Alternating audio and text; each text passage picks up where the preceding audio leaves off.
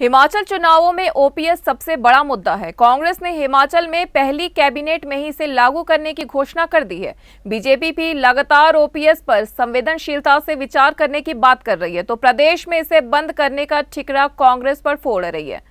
केंद्रीय मंत्री जितेंद्र चौधरी ने शिमला में पत्रकार वार्ता के दौरान कहा कि ओपीएस कर्मचारियों से जुड़ा मुद्दा है। कांग्रेस की तत्कालीन सरकार ने इसे यहां खत्म किया।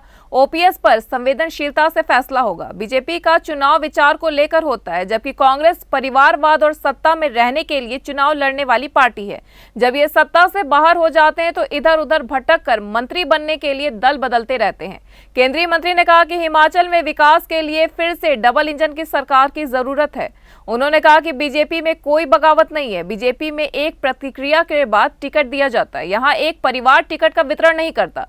उन्होंने कहा कि देश हित के लिए अगले 25 साल भारत को विश्व पटल पर एक शक्ति बनाने के लिए पीएम मोदी के साथ बने रहना जरूरी है और हिमाचल को भी अपनी भूमिका निभानी है। इसलिए यहाँ भाजपा सरकार का चुना जाना बेहद जरूरी है। उन्होंने बताया कि केंद्र सरकार ने 1500 ऐसे नियम कानून बदले हैं जो जनहित में नहीं थे अथवा समय के साथ अनिवार्य नहीं थे और इन बदलाव से लोगों को लाभ हुआ है। जिस भाव से और जिस संवेदनशीलता से मोदी जी इस देश में अनेकों नए कदम भी उठा रहे हैं, नए निर्णय भी ले रहे हैं, क्रांतिकारी काम भी कर रहे हैं, उनको प्रदेश में उसी प्रकार से लाभ मिले, उसके लिए अनिवार्य है कि ये सरकार इसी प्रकार जारी रहे। एक इंजन केंद्र से चला, दूसरा यहां से जुड़े। और ऐसे अनेकों उदाहरण है। आपका आयुष्मान भारत अद्भुत योजना, लेकिन इसने भी गति 2017 के बाद पकड़ी। आज स्थिति यह है कि यदि आप आंकड़े देखें तो हिमाचल प्रदेश में ही लगभग 3 लाख लोगों का पंजीकरण हो चुका है। उसमें से 1 लाख मरीजों ने इसका लाभ भी ले लिया और उसके साथ साथ डबल इंजन ने हिम केयर योजना जोड़ दी, जिसके परिणाम स्वरूप 5 लाख और पंजीकरण हुए और 4 लाख मरीजों को लाभ पहुंचा। तो कोई भी योजना आप उठाएं जो जिस प्रकार से बाकी देश में लागू की गई, यहां भी की गई। राजनीति से उठ करके किस तरह से समर्पण के साथ सरकार काम कर सकती है, मोदी जी ने एक नई कार्यशैली को जन्म देने का प्रयास किया है और कोई नहीं चाहेगा आम व्यक्ति कि हम उससे अपने आप को वंचित रखें। इसलिए मुझे लगता है कि हम सबका ये दायित्व है, भले ही हम विचारधारा से कुछ भी हों, कि हम देश हित के लिए और अगले 25 वर्ष में यदि हमने ये कल्पना की है कि भारत को विश्व पटल पर जाकर के खड़ा करना है, तो हमारे लिए अनिवार्य है कि मोदी जी के नेतृत्व में चल रही इस विकास यात्रा का हिस्सा बने और किस तरह से पूरी अनुकूलता के साथ इस प्रदेश का योगदान है। और एक यहाँ कोई छोटा बड़ा पदाधिकारी नहीं रहता, जिम्मेवारी बदलती रहती है।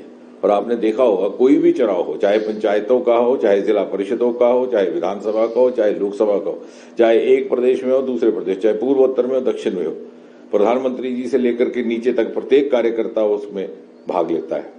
ये एक सामूहिक प्रयास का प्रमाण है इस पार्टी का, यही इस पार्टी की शिनाख्त है, इसकी प्रतीक है।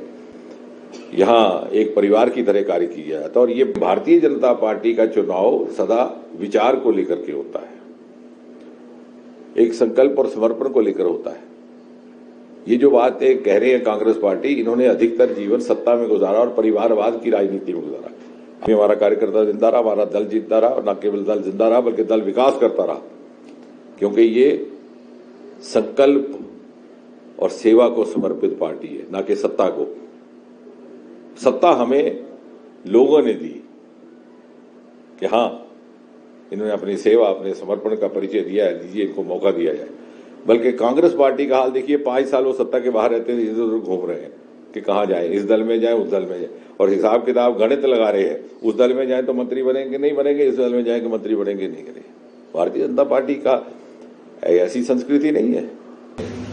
ये ओपीएस की पद्धति प्रणाली हिमाचल में अडॉप्ट किसने की?